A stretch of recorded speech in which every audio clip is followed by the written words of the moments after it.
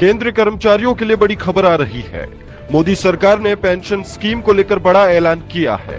सरकार ने उन केंद्रीय कर्मचारियों को पुराने पेंशन स्कीम का फायदा देने का ऐलान किया है जो एक तय समय के पहले सरकारी सेवा में आए थे। अब नेशनल पेंशन स्कीम से जुड़े सरकारी कर्मचारियों को पुरानी पेंशन स्कीम में शामिल होने की छूट मिल गई है। जी हां दोस्तों, जैसा कि हमने आपको पिछली वीडियो में बताया था कि आखिर कर्मचारियों के 18 माह के बकाया डीए एरियर्स को लेकर क्या बड़ी खबर आई है।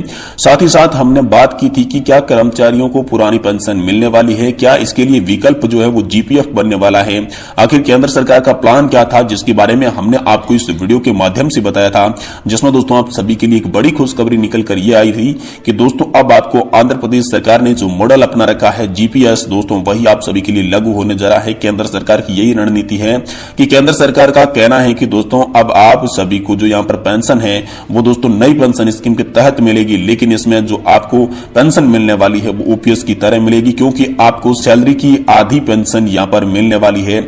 इसको लेकर बड़ी खबर आप सभी के लिए आई थी, जिसके तहत आप सभी का कंट्रीब्यूशन भी लिया जाएगा, लेकिन कंट्रीब्यूशन लेते हुए भी आपको सैलरी की आधी पेंशन गारंटीकृत पेंशन दी जाएगी। इसको लेकर बड़ा ऐलान हुआ था, जिसकी हमने इस वीडियो के अंदर बात की थी।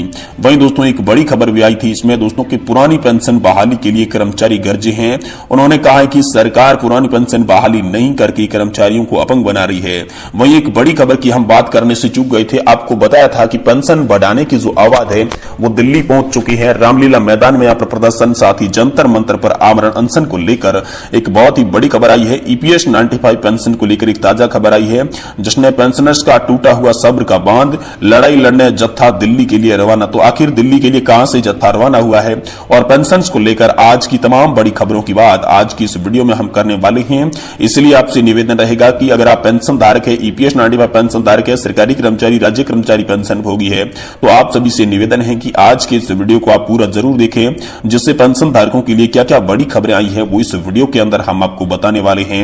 इसी के साथ अगर आप चैनल पर पहली बार आए हैं या फिर हमारी वीडियो को आप पहली बार देख रहे हैं तो दोस्तों चैनल को सब्सक्राइब कर ले, क्योंकि समय समय पर हम आपको पेंशन से जुड़ी हर बड़ी अपडेट सबसे पहले देने की कोशिश करते हैं। तो चलिए आज की बड़ी अपडेट की ओर चलते हैं और आपको पेंशन की संपूर्ण जानकारी इस वीडियो के माध्यम से देने की कोशिश करते हैं। दोस्तों एम्प्लॉय पेंशन स्कीम 1995 के अंतर्गत 76 लाख पेंशनर्स सन 2013 से न्यूनतम पेंशन मात्र 1000 रुपए प्रति माह निर्धारित किया गया है, जो कि एक परिवार समाज में सम्मान पूर्वक जीवन जीने के लिए अपर्याप्त है।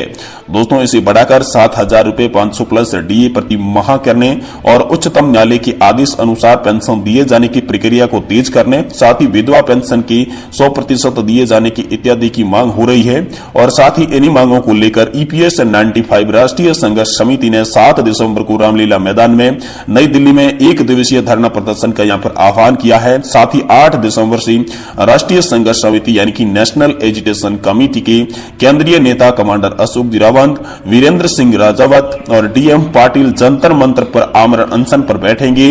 देश के कोने कोने से पेंशनर्स नई दिल्ली के लिए कूच कर चुके हैं। दावा किया जा रहा है कि ये कम से कम 5 लाख यहाँ पर पेंशन धारक जो है वो इकट्ठा होने वाले हैं और सरकार के लिए यहाँ पर बड़ी मुश्किलें पैदा करने वाले हैं, बहुत ही बड़ा आंदोलन यहाँ पर करने वाले हैं। दोस्तों सबसे पहले आप कमांडर अशोक जी रावत के मुख से उनकी प्रमुख 4 सूत्रीय मांगे सुनिए, जिसके बाद हम आज की तमाम बड़ी अपडेट की बात करते हैं। राष्ट्रीय अध्यक्ष नेशनल एजुकेशन कमेटी, और ये मेरे मिनिमम 7500 पेंशन और उस पर महंगाई भत्ता जो लोग हायर पेंशन में नहीं आते उनको मिले। अगर वो सरकार में देने में दिक्कत है तो कम से कम एज एन इंटरिम रिलीफ 5000 और उस पर महंगाई भत्ता करके दे।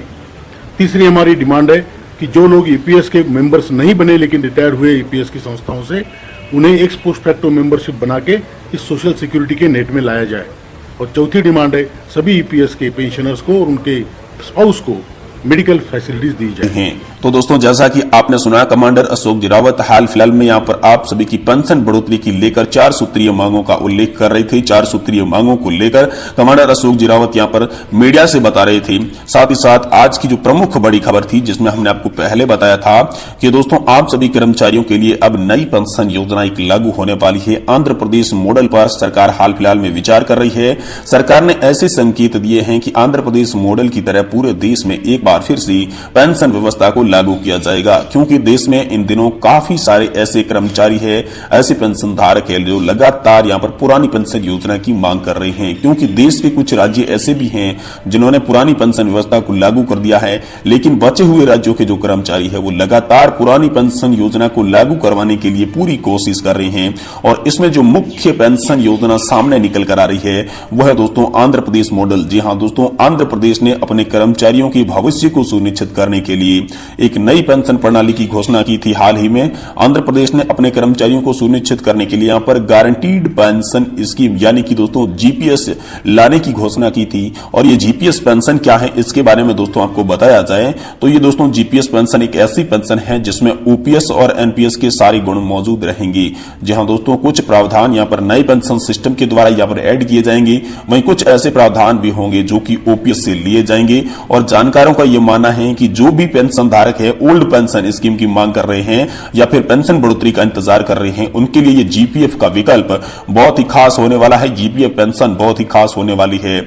इसमें दोस्तों सरकार अपने कर्मचारियों को रिटायरमेंट के बाद गारंटी के साथ पेंशन देने का प्रावधान करेगी। जी हां दोस्तों, सरकार जो हाल फिलहाल में एनपीएस के तहत पेंशन मिल रही है उसमें कोई ऐसी गारंटी नहीं दी जा रही है, तो यहां पर सरकार गारंटी के लिए यहां पर ये जो है जीपीएफ लाना चाहती है। क्योंकि जीपीएफ में पुरानी पेंशन योजना से संबंधित काफी सारे ऐसे अपडेट है जो जीपीएफ में शामिल किए गए हैं।